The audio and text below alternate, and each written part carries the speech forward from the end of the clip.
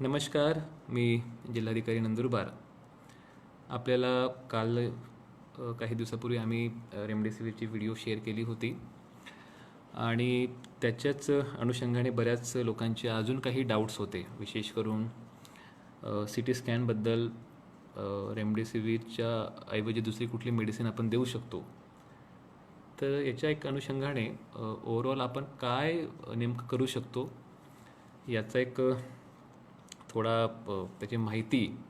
आणि आजच एक जर्नलमध्ये मी वाचत होतो, WHO ने जो अहवाल सादर केलेला आहे ते new England journal of medicine यांनी ॲक्च्युली ते डिसेंबर 2020चं आर्टिकल आहे, परंतु ते बघत होतं त्याच्यामध्ये असं दिसलं की त्यांनी जे WHO ने जे ट्रायल केलेलं होतं त्याच्यामध्ये ज्या काही अँटीव्हायरल ड्रग्स आहेत, फॉर एक्झाम्पल रेमडेसिवीर असेल, हायड्रोक्सिक्लोरोक्विन असेल, लोपिनेविर असेल किंवा इंटरफिरॉन बीटा असेल, या सर्व ठिकाणी खूप त्याचा जो इफेक्ट आहे की त्याचा जे काही प्रभाव आहे त्या मेडिसिनचा तेवढा पडला नाही.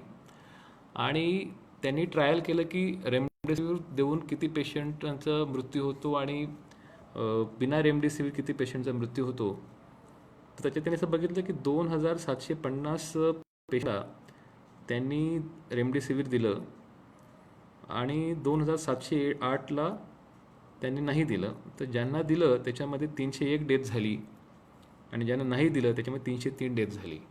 साधारणतः 2 अंतरांचा डेथ हा WHO मध्ये फक्त मिळतो आहे. तर ओव्हरऑल इफेक्टिव्हिटी त्याची तशी फारशी नाही आहे.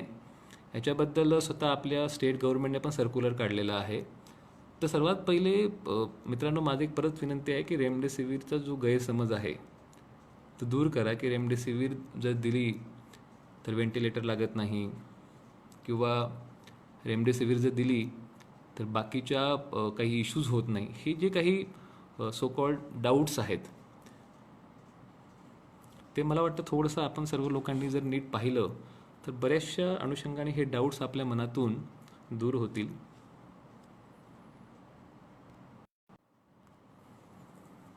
आणि जो विशेष करून मी ज्याबद्दल मी सांगणार आहे तो म्हणजे सी टी स्कॅन.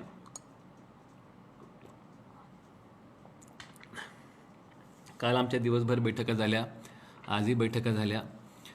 काही ठिकाणी सी टी स्कॅनचे जे अननेसेसरी प्रिस्क्रिप्शन आहेत किंवा लोकांमध्ये जी उत्सुकता आहे की सी टी स्कॅन झाल्यावरती माझा स्कोर नेमका काय आहे, कसं बघायचा, तर ह्या सर्व संदर्भामध्ये आम्ही काही डिटेल ऑर्डरसुद्धा आज काढत आहोत. माझी फक्त परत आपल्या सर्व मित्रांना, नागरिकांना हेच विनंती आहे की आपले जे हे व्हिडिओज प्रसार करायचा जो प्रमुख उद्देश आहे तो हा आहे की लोकांमध्ये कुठेतरी मेडिकल अवेअरनेस निर्माण व्हावा, लोकांमध्ये एक जनजागृती निर्माण व्हावी की उगीच काहीतरी आपल्यामध्ये एक गैरसमज निर्माण होणार नाही, कुठल्याही प्रकारचा स्वरती होतो आहे.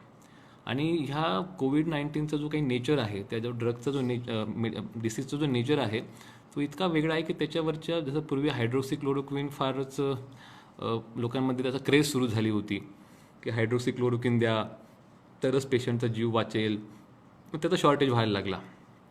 आणि मग आता रेमडेसिवीर द्या, त्याच्याने पेशंटमध्ये त्याचा शॉर्टेज व्हायला लागला. परंतु जेव्हा सायंटिफिक डाटा आपल्यासमोर प्रोड्यूस होतो तो डाटा त्याला वेळ लागतो, त्याला प्रोड्यूस व्हायला वेळ लागतो, त्याच्यानंतर असं शॉकिंग रिझल्ट्स आपल्यासमोर येतात आणि म्हणून त्या गोष्टीचं रिलेव्हन्स किती आहे हे नंतर आपल्याला कळतं. तर आता मी आपल्या सर्वांना सी टी स्कॅनचं रिलेव्हन्स किती आहे ते साधारणतः माझ्याकडे एक लंग्सचं पिक्चर आहे. आपल्या सर्वांना दिसत असलेल्या लंग्सच्या पिक्चरमध्ये हे राईट साईडचे लोब आहेत आणि लेफ्ट साईडचे लोब आहेत. तर हे राईट साईडला 3 लोब असतात, अप्पर, मिडल, लोअर, आणि लेफ्ट साईडला अप्पर आणि लोअर. तर साधारणतः हे 5 लोब्समध्ये ॲनाटॉमिकली लंग्सचं डिव्हिजन होतं.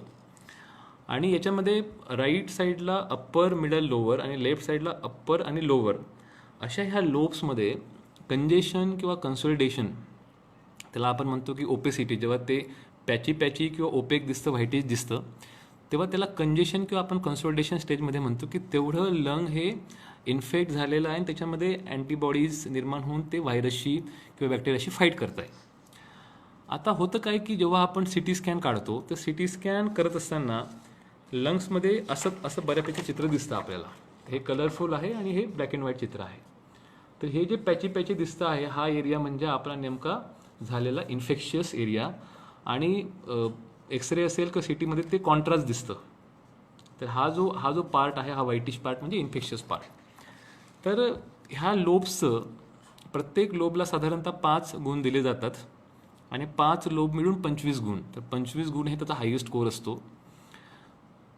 त्याचं जर इन्व्हॉल्वमेंट 5% असेल तर साधारणतः 1 मार्क असतो. साधारणतः ते 15पर्यंत गेलं तर 2 मार्क, 25, 3 मार्क, 50 आणि त्याच्या पद्धतीने मग 75च्या अबाव गेलं तर साधारणतः त्याला 5 गुण असतात. तर ही जी स्कोरिंग सिस्टीम आहे त्या स्कोरिंग सिस्टीमच्या आधारावरती आपला ओव्हरऑल सिटी स्कोर आपण डिसाईड करत असतो. आणि ह्या सर्व सिटी स्कोरमध्ये 25चा जो सिटी स्कोर आहे त्याच्यामध्ये 3 कॅटेगरी ओव्हरऑल केली जाते पूर्ण लंगच्या इन्व्हॉल्वमेंटच्या हिशोबाने. आणि त्या स्कोरच्या आधारावर म्हणजे मी जसं बोललो की 5पर्यंत असेल तर 1, 25पर्यंत असेल तर 2, 50पर्यंत असेल तर 3, 75% 4 आणि 75च्या अभाव असेल तर 5. तर त्याच्या आधारावरती 3 कॅटेगरीमध्ये पेशंटचं क्लासिफिकेशन केलं जातं. Mild, moderate, severe. Mild patient साधारणतः त्याचा क्युम्युलेटिव्ह स्कोर हा 8पर्यंत जर असेल तर 8पर्यंत असणाऱ्या पेशंटचं स्कोरच्या हिशोबाने त्याला माइल्ड त्याची कॅटेगरी केली आहे. 8 ते साधारणतः 15पर्यंत मॉडरेट आणि 15 ते 25 किंवा 16 ते 25 असेल तर त्याला सिव्हिअर केलं जातं. आता होतं काय की सर्वात पहिले सिटी स्कॅनची गरज तर फारच कमी लोकांना आहे आणि म्हणून आम्ही आज निर्णय घेतला की सर्व जिल्ह्यातले सर्व सिटी स्कॅन सेंटरच्या समोर रॅपिड अँटीजन टेस्ट करणारे किट्स ठेवले जातील. प्रत्येक येणाऱ्या पेशंटचं पहिले रॅपिड अँटीजन टेस्ट केलं जाईल. रॅपिड अँटीजन टेस्ट केल्यानंतर जर तो पॉझिटिव्ह आला तर पुढची टेस्ट केली जाईल SpO2. SpO2मध्ये जर पॉझिटिव्ह SpO2मध्ये जर 95च्या खाली किंवा ड्रास्टिकली लोअर आहे, 85 आहे, 90 आहे किंवा 80 आहे, त्यावेळी त्या पेशंटला कुठल्या कॅटेगरीमध्ये डिफाईन करावं त्यासाठी फक्त टेक्निकली आयडिया म्हणून सिटी तुम्ही करू शकतात. जर तो रॅपिड अँटीजन ही निगेटिव्ह आहे, 95च्या वरतीही SpO2 आहे तर त्याला काही गरज नाही. रॅपिड अँटीजन जरी पॉझिटिव्ह आहे, SpO2 ही 95च्या वरती आहे, त्याला तर बिलकुल गरज नाही. म्हणजे कोविड पॉझिटिव्ह कोविड निगेटिव्ह हे आपल्या सिटी स्कॅनवरून आपण न ठरवता ते आयदर RT-PCR ने ठरवावं किंवा रॅपिड अँटीजनने ठरवावं. आता ह्या टेस्टच्याबद्दल मी नंतर बोलूच, परंतु सिटी स्कॅन फक्त आपल्याला एवढं दाखवतं की लंग्सचं इन्व्हॉल्वमेंट किती झालेलं आहे, किती पॅची झालेला आहे. सिटी स्कॅन हे नाही सांगत की हा कन्फर्म पॉझिटिव्ह आहे किंवा निगेटिव्ह आहे. इव्हन आपल्याला साधं सर्दी आणि खोकला किंवा त्याला आपण कंजेशन म्हणतो किंवा निमोनिया झाला, साधा व्हायरल फ्लू झाला, तरी पण तुम्ही सिटी स्कॅन केल्यावर तुमचा स्कोअर 4, 5, 6 येणार. साधी जरी सर्दी असली तरी 2 पण येणार. त्याच्यामुळे सिटी स्कोअर काहीतरी आला म्हणून न घाबरता 8पर्यंत तर बिलकुल नॉर्मल आहे. 8पर्यंत तुमचा जर स्कोअर येत असेल तुम्ही नॉर्मल समजायचा. त्याच्यावरची ट्रीटमेंट परत सिम्प्टमॅटिक ट्रीटमेंट आहे, तो ट्रीटमेंटच्या भागावरती आपण येऊच. ICMR गाईडलाईन्स काय म्हणते की जेव्हा पेशंट हा मॉडरेट टू सिव्हिअर म्हणजे काय की 8 ते 15मध्ये त्याचा स्कोअर असेल आणि तो स्कोअर आता वाढतो आहे 15च्या वरती म्हणजे 18, 19, 20 ह्या स्कोअरकडे जर जात असेल त्या परिस्थितीमध्ये रेमडेसिवीर काही अंशी प्रभावी ठरू शकते. त्याचा प्रभावसुद्धा 100% नाही आहे. ट्रायल असं म्हणतं की बऱ्याच वेळी हे रेमडेसिवीर ड्रग अँटीव्हायरल ड्रगसुद्धा काम करत नाही. आणि म्हणून सर्वात पहिले मी जे काल बोललो होतो ते परत सांगतो आहे की रेमडेसिवीरचं रिलिव्हन्स किंवा रेमडेसिवीरचं जे काही डोक्यामध्ये बऱ्याच लोकांचं खूळ बसले ते काढा. त्यासाठी आम्ही काल सर्व डॉक्टरांचीही मीटिंग घेतली, सिटी स्कॅन करणाऱ्या लोकांचीही मीटिंग घेतली आणि आजपासून सर्व सिटी स्कॅन सेंटरवरती रॅपिड अँटीजन टेस्ट ठेवतो आहोत. तुम्ही कृपया प्रशासनाच्या दिलेल्या सूचनांवरती किंवा गव्हर्नमेंटच्या सूचनांवरती विश्वास ठेवा. जर आपलं रॅपिड अँटीजन टेस्ट निगेटिव्ह असेल आणि SpO2 95च्या वरती असेल तरी आपल्याला गरज नाही. रॅपिड अँटीजन पॉझिटिव्ह आला, SpO2 95च्या वरती आहे तरी गरज नाही सिटी स्कॅन करायची. फक्त आपल्याला इमिडिएटली आयसोलेशन व्हावं लागेल. कारण 95च्या वरती आहे म्हणजे साधारणतः तो माइल्ड कॅटेगरीमध्ये असेल, त्याला फक्त आपण सिम्प्टमॅटिक देऊ शकतो. जर तुम्हाला ताप किंवा घसा दुखतोय, थोडेफार सिम्पटम्स वाढलेले आहेत, अशा वेळी फॅबिफ्लू आपण म्हणून जी गोळी आहे, साधारणतः 400 mgची गोळी आहे, काही ठिकाणी 200 mgची असते. तर ICMR असं म्हणते की ही जी टॅबलेट आहे हिचा पहिल्या दिवशी 1800 मिलीग्रामचा स्ट्रॉंग डोस सकाळी घ्यावा आणि संध्याकाळी 2 डोस 1800 मिली घ्यावेत. आणि दुसऱ्या दिवसापासून 800 मिलीग्रामचा BD म्हणजे 2 टाइम्स हा डोस घ्यावा आणि साधारणतः 14 दिवस त्याचा कोर्स करावा. तर हे जे आपल्या डोक्यांमध्ये जे चाललेलं आहे की रेमडेसिवीर साधारणतः 80% कॅटेगरी, 80% ते 90% पेशंट्स हे माइल्ड कॅटेगरीमध्ये येतात, 10% मॉडरेटमध्ये येतात आणि फक्त 5 ते 10% लोक सिव्हिअर कॅटेगरीमध्ये येतात.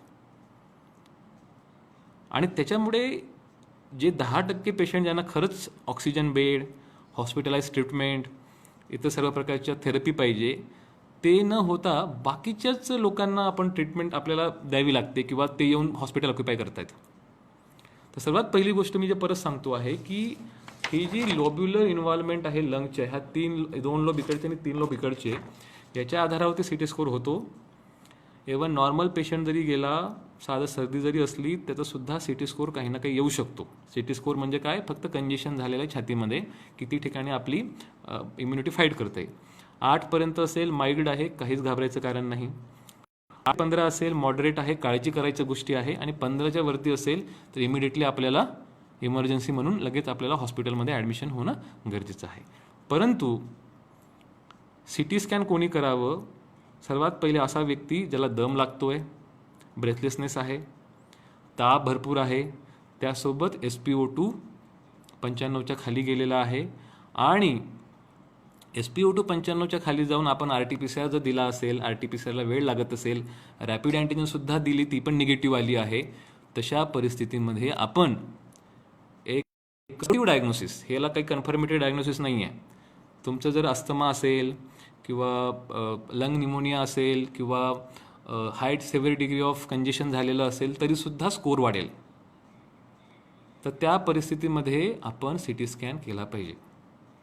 अन्यथा ज्याचं ऑक्सिजन नॉर्मल आहे, 95च्या वरती आहे, मग रॅपिड अँटीजन पॉझिटिव्ह असेल तर त्याने फक्त आयसोलेट करावं, निगेटिव्ह असेल तर काही घाबरायची गरज नाही.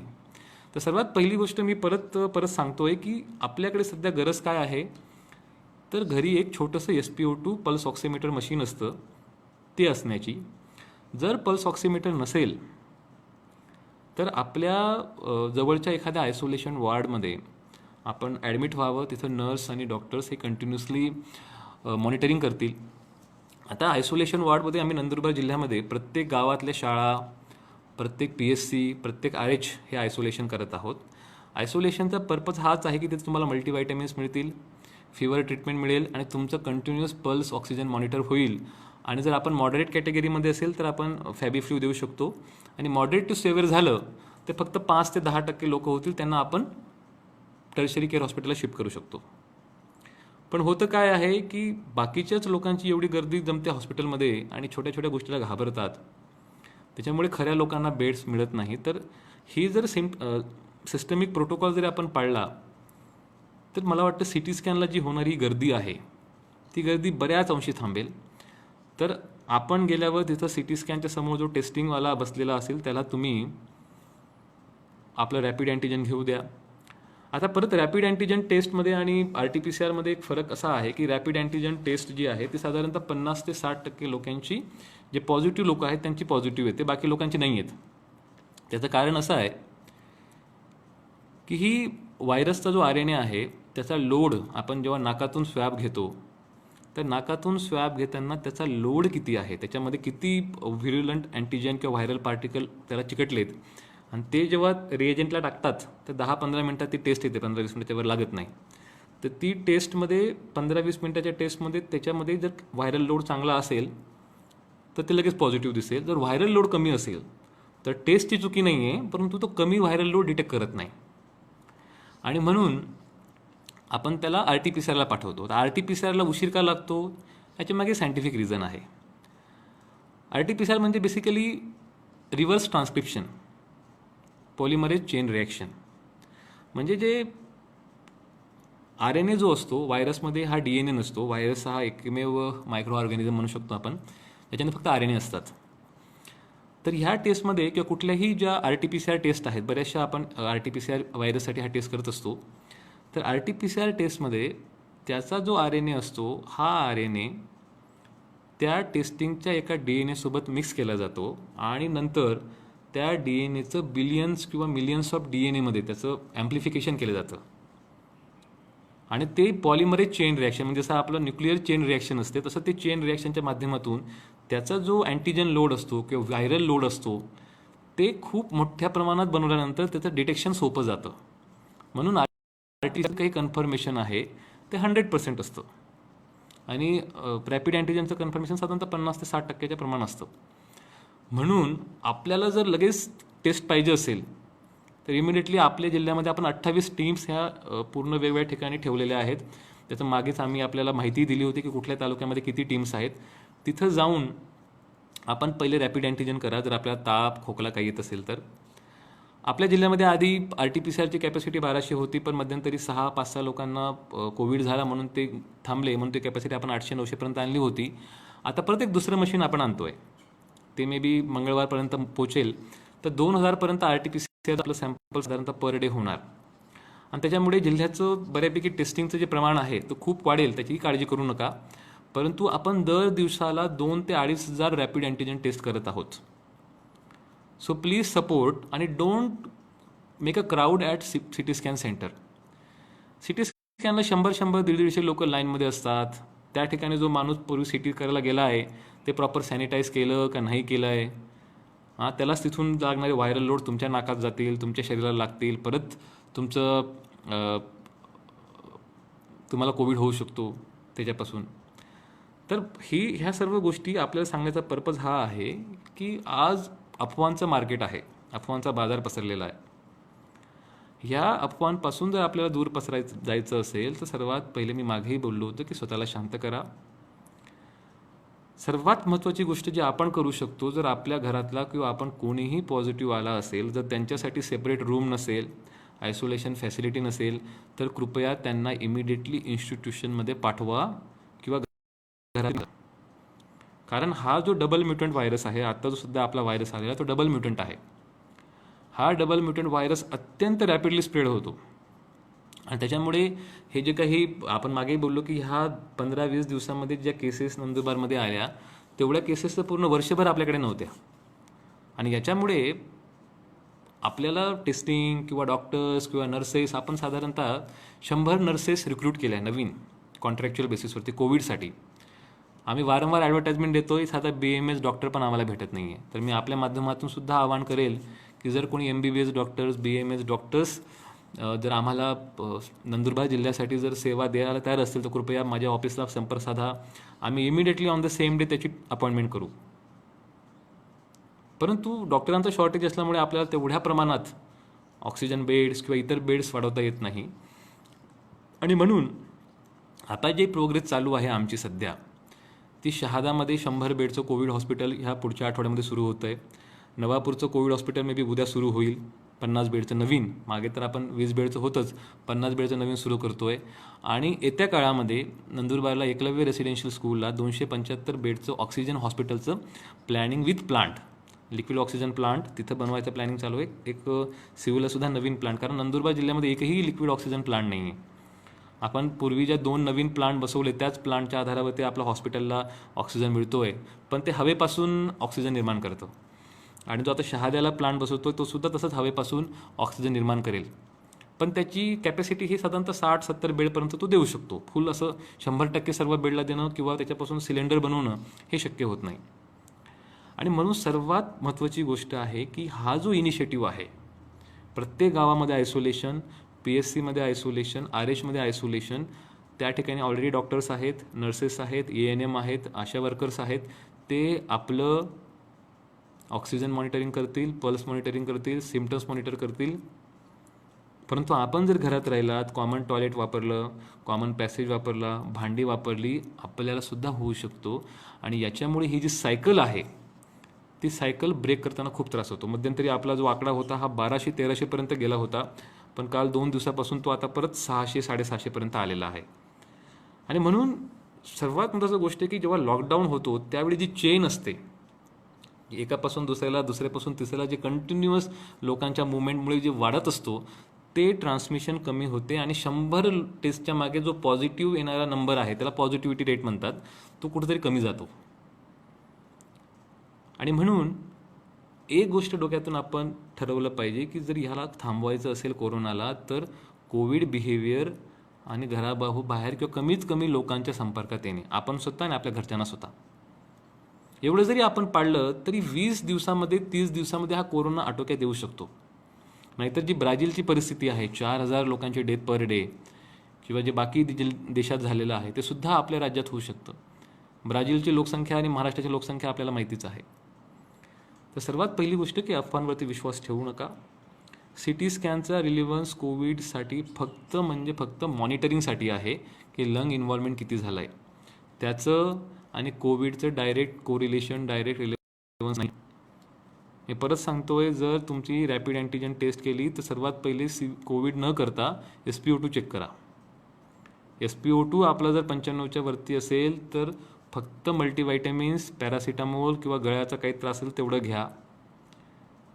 माइल्ड टू मॉडरेट असेल, 95 ते साधारणतः 90पर्यंत गेलं असेल, त्यावेळी फॅबिफ्लू सुरू करा. तुम्ही इमिडिएटसुद्धा फॅबिफ्लू सुरू करू शकतात. हे अँटीव्हायरल ड्रग आहे आणि ICMR म्हणते की ती ड्रग आपला व्हायरल लोड कमी करायला खूप मदत करते. ही गोळी आहे, बाकी सर्व इंजेक्शन आहेत आणि त्या गोळ्या आपल्याकडे 12-15 हजाराच्या वरती स्टॉक अवेलेबल आहे, त्याचाही विषय नाही. आणि हीच गोष्ट आम्ही आमच्या इथल्या सर्व डॉक्टरांनाही समजून सांगितलं. हे आपण सुद्धा आपल्या डॉक्टरांना कन्व्हिन्स करा की खरं गरज आहे का रेमडेसिवीरची. WHO नाही म्हणतो आहेत, कलेक्टर नाही म्हणतो आहे, काय गरज आहे रेमडेसिवीरची. तर हे गोष्ट आपण समजून घेतली पाहिजे. आणि सर्वात महत्त्वाची गोष्ट, याचा जो main stay of treatment is oxygen. Oxygen is a main stay of treatment. कारण काय होतं की पेशंटला जेव्हा इन्फेक्शन होतं तेव्हा त्याचं लंग किती स्ट्रॉंग आहे, त्याची इम्युनिटी किती स्ट्रॉंग आहे, त्याच्या आधारावरती तो व्हायरसशी लढत असतो. आणि त्यावेळी त्याला सपोर्ट लागतो, तो म्हणजे ऑक्सिजनचा. त्याला जर प्युअर ऑक्सिजन आपण दिले, 95%, 100% प्युअर ऑक्सिजन जेव्हा जातो तेव्हा त्याच्या कमी जरी लंग्स लो शिल्लक असेल त्याच्याने सुद्धा तो सर्वाईव्ह होतो आणि इम्युनिटी डेव्हलप होते आणि मग तो व्यक्ती ॲटोमॅटिक बरा होतो. तरी सर्वात महत्त्वाची गोष्ट आहे की ह्या पद्धतीने जर आपण कोविडला समजून घेतलं, हा कोविड समजवण्याचा विषय आहे. CT स्कोअर काय असतात, लोब्स किती असतात, कितीपर्यंत सिव्हिरिटी आहे, कितीपर्यंत माइल्ड आहे. आणि चौथी गोष्ट, मी वारंवार बघतो की काही लोकांना कोरोना झाल्यावर उगाचच दुसरी टेस्टचा आग्रह धरतात. एकदा आपल्याला रॅपिड अँटीजन टेस्ट पॉझिटिव्ह आली तर आपण कन्फर्म पॉझिटिव्ह आहे, त्याच्यानंतर कुठंच जायची गरज नाही. RT-PCR ची गरज नाही, परत रॅपिड अँटीजनची गरज नाही, किंवा CTची गरज नाही. CTची गरज तेव्हाच लागेल जेव्हा आपण ब्रेथलेसनेस आहे किंवा दम लागतो आहे. आणि त्या केसमध्ये दम जरी लागला, SpO2 जरी डाऊन झाला, परंतु SpO2 किती डाऊन झाला याच्या आधारावर सुद्धा ट्रीटमेंट ठरवलेलं आहे. परंतु उगीच लोकांना फक्त मॉनिटरिंग करायचं आहे, पॅरामीटर चेक करायचं. It's just parameter. जसं आपण रक्त चेक करतो, युरिन चेक करतो, हिमोग्लोबिन चेक करतो, हा एक पॅरामीटर आहे की किती लंग्स तुमचे इन्व्हॉल्व्ह झालेत. त्याच्या पलीकडे CT काही सांगत नाही. आणि तेवढीच गोष्ट आपण आपल्या SpO2ने पण समजू शकतो किती आमचं लंग इन्व्हॉल्व्ह झालं आहे. आणि म्हणून जेव्हा तुम्ही मॉडरेट टू सिव्हिअर जाणार किंवा माइल्ड टू मॉडरेट जाणार, म्हणजे 8च्या खाली तर ट्रीटमेंट घ्यायची गरज नाही, माइल्ड टू मॉडरेट जब जाणार त्यावेळीच फक्त ही गरज आहे. तनु गुप्ता जी बता रहे कि आप हिंदी में बताइए. जनरली मैं सभी जो महाराष्ट्रियंस लोग हैं हमारे यहाँ पे, उनको मराठी में बात करता हूँ, बट कुछ लोग राजस्थान या UP या दिल्ली से भी जुड़ते हैं, उनके लिए बता रहा हूँ मैं कि CT स्कैन का जो पर्पज़ है ये सिर्फ सपोर्टिव डायग्नोसिस है. कन्फर्मेटरी डायग्नोसिस आप RT-PCR से कर सकते हो या रैपिड एंटीजन से कर सकते हो. और सपोर्टिव डायग्नोसिस से इतना ही उसका पर्पज़ है कि लंग्स का इन्वॉल्वमेंट कितना है. 5 लोब्स में अगर लंग्स का इन्वॉल्वमेंट 15-16 के ऊपर जा रहा है सिवियरिटी स्कोर, उस टाइम पे हमें अर्जेंटली अपना इमीडिएट ट्रीटमेंट करना चालू है. लेकिन अगर वो उससे नीचे है, 8 के नीचे है, तो आप आराम से आइसोलेशन वार्ड में बैठ के भी ट्रीटमेंट ले सकते हो. और जिसके पास घर में अच्छी सुविधाएं है, सेपरेट टॉयलेट बाथरूम है, सेपरेट रूम से, और घर बैठ के भी अच्छा हो सकता है. जो 8 से 15 के बीच में है उनके लिए फैबीफ्लू या बाकी के मेडिसिन दे के भी वो आदमी बड़ा अच्छा हो सकता है. उसके लिए भी कोई इंटेंसिव ट्रीटमेंट की ज़रूरत नहीं है अगर उसका SpO2 95 के ऊपर है. और बाकी बहुत सारे फैक्टर होते हैं, उसका एज कितना है, उसकी उसका क्रिएटिनिन रेशियो कितना है, उसका डी डाइमर कितना है, उसका सीआरपी कितना है, बाकी सब चीज़ें रहती है। बट मेजरली उसका हम उम्र और SpO2, उसका इम्यूनिटी लेवल या कोई कोमॉर्बिडिटी है क्या, डिसीज़ है क्या, हाइपरटेंशन, डी अस्थमा वगैरह है क्या, क्योंकि अस्थमा पेशेंट ये सबसे ज़्यादा ससेप्टिबल है। अस्थमा में क्या होता है, ऑलरेडी लंग कॉम्प्रोमाइज़ है, और ऑलरेडी लंग कॉम्प्रोमाइज़ के ऊपर अगर कोविड होता है तो उस समय हमें और ज़्यादा उसका ख्याल रखना चाहिए। तो ये सब चीज़ें मैं हिंदी में बता रहा था, मराठी में बता रहा था। और दूसरी एक बात कि कृपया करके रेमडेसिविर के पीछे दौड़िए मत। WHO का जो रिपोर्ट आया है, जो इंग्लिश जर्नल ऑफ मेडिसिन में पब्लिश हुआ है, कि रेमडेसिविर का उतना इफेक्टिविटी नहीं है। अगर आप नहीं मिला सकते अपने रिलेटिव्स के लिए तो उसमें कुछ बुरा समझने की ज़रूरत नहीं है। ये रेमडेसिविर का जो शॉर्टेज हुआ है, ये सडनली आर्टिफिशियल शॉर्टेज है। उससे अच्छा फेबिफ्लू जो है एक काफ़ी अच्छी तरीके पे काम करके, मैं खुद कुछ लोगों को जानता हूँ जिन्होंने काफ़ी अच्छे से वो रिकवर हुए फेबिफ्लू लेके ही, बिना किसी चीज़ का हेल्प लेते। तो अगर उतना भी आप पालते हो सिंपल चीज़ें, तो भी मुझे लगता है कि काफ़ी हद तक हमारा ये जो कोविड का जो फेज आहे, सेकंड फेज, ये काफ़ी हद तक रिकवर होऊ शकतात। अभी आता जर कालचा जो रिपोर्ट पाहिला त्याच्यामध्ये असं म्हणता येईल एक्सपर्ट की 16 ते 21 ह्या दरम्यान हा वेवचा पीक जाणार आहे। म्हणजे आपल्याला अजून जास्त सतर्क राहायची गरज आहे। आणि हे जर आपण सर्व पाळू शकलो तर मला असं वाटतं की सर्वात महत्त्वाचा जो आपल्याला आता पुढे करायचं आहे की 100% इन्स्टिट्यूशनल आयसोलेशन, आणि रेअरेस्ट ऑफ रेअर ज्या घरांच्या लोकांकडे खरंच चांगलं रेसिडेन्शियल फॅसिलिटी आहे त्यांच्यासाठीच त्यांनी घरी थांबावं। अदरवाईज ते असू शकतात किंवा सिनियर सिटीजन आहेत ज्यांच्यासाठी स्वतंत्र रूम आहे ते घरी थांबू शकतात। अदरवाईज यंग लोक, आपल्याला जर आपल्या घरच्यांची काळजी असेल तर इमिडिएटली पॉझिटिव्ह आल्या don't go to your home and then pack सामान तिथून घेऊन तुम्ही कपडे घ्या आणि हे घ्या। डायरेक्ट पहिले जायचं इन्स्टिट्यूशनला, तिथे ॲडमिट व्हायचं, घरच्यांना फोन करून सांगायचं की बाबा माझं सामान नंतर आणून द्या। तर ह्या गोष्टी आपण पाळल्या पाहिजे, कारण जो व्यक्ती कोविड होतो त्याला स्वतःची तर काळजी घ्यायचीच आहे, त्याच्यापेक्षा जास्त त्याला त्याच्या घरच्यांची काळजी घेणं अपेक्षित आहे।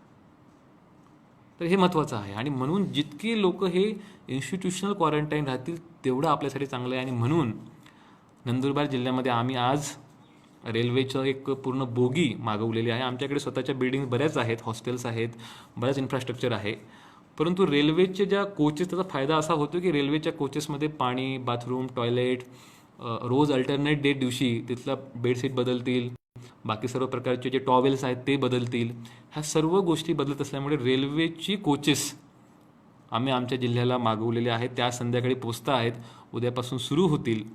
आणि साधारणतः एका पूर्ण ट्रेनमध्ये आपण 350 ते 400 लोकांना आयसोलेशन ठेवू शकतो। त्याच्यामध्ये जेवण, नाश्ता सर्व मिळेल, पाण्याची सुविधा राहील। आणि इनफॅक्ट मी रेल्वेच्या लोकांना विनंती केली की तापमान वाढतं आहे तर आपण प्रत्येक कोचमध्ये काही कूलर्स ठेवूया, तर त्यांनीसुद्धा त्यांनी मान्य केलं की कूलर्ससुद्धा आपण ठेवूया म्हणून। तर मी परत नंदुरबारच्या लोकांना विनंती करतो की जर आपण कोविड पॉझिटिव्ह येत असाल तर पहिली गोष्ट आपल्याला स्टॅम्प मारला जाईल, नंबर 1।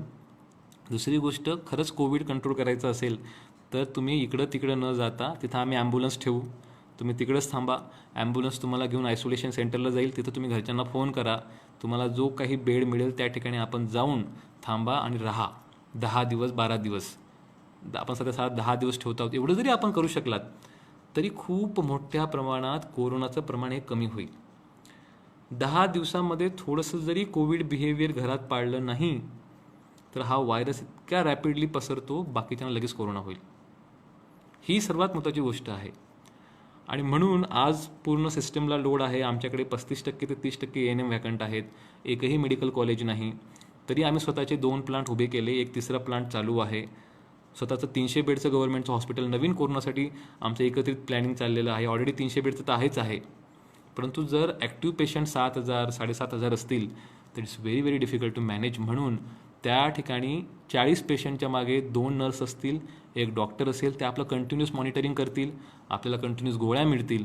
परंतु कृपया करून आपण नंदुरबारच्या रेल्वे स्टेशनमध्ये आम्ही जी रेल्वे कोच फॅसिलिटी डेव्हलप करत आहोत त्या ठिकाणी आपण या, आपल्याला तिथून ॲम्ब्युलन्स पोचवेल, जे विशेष करून नंदुरबार आणि नवापूर तालुका जे जवळचे आहेत त्यांच्यासाठी। बाकीच्या लोकांना शहादाला सुविधा आहे, प्रत्येक गावोगावी सुविधा करतो आहे आम्ही। परंतु हे जर आपण करू शकलं तर मला असं वाटतं कोविडचं खूप मोठ्या प्रमाणात the main stay of treatment is the quick isolation, maximum testing आणि ऑक्सिजन थेरपी.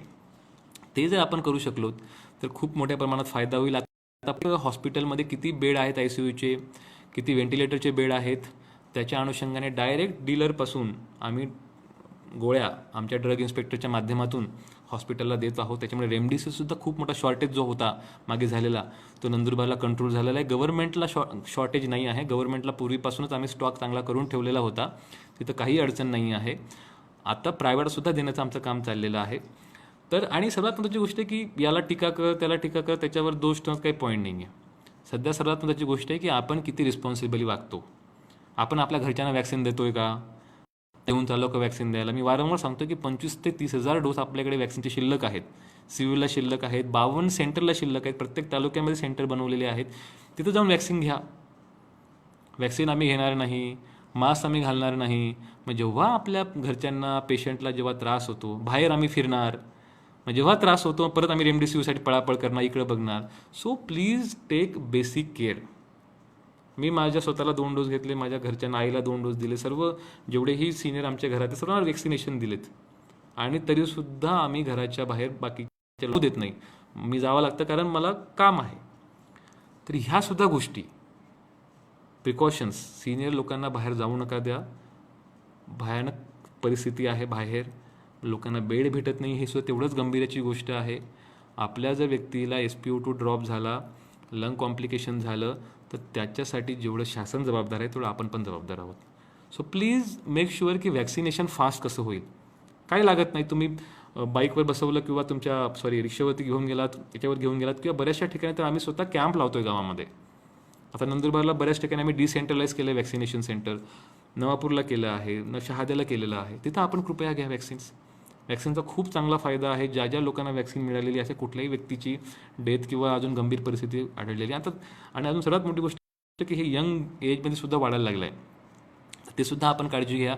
आमचे सर्व शिक्षक मंडळी त्यासाठी प्रचार प्रसार करत आहेत, त्यासाठी घरोघरी जाऊन लोकांची यादी बनवत आहेत, त्यांना सहकार्य करा. तर आजचे जे 5 पॉईंट मी जी समरी सांगतो आहे की first thing, don't panic. Second thing, जर तुम्हाला सिम्पटम्स आले तर पहिले CT स्कॅन करू नका, आधी रॅपिड अँटीजन करा.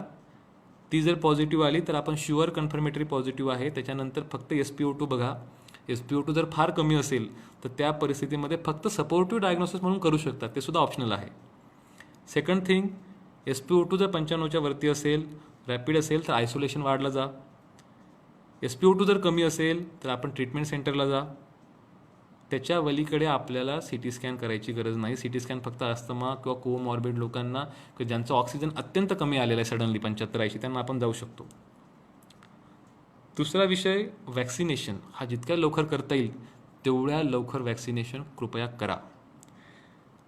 चौथा विषय, ज्यांचं रॅपिड अँटीजन पॉझिटिव्ह आलं त्यांनी डबल टेस्ट करू नका. RT-PCR करायची बिलकुल गरज नाही.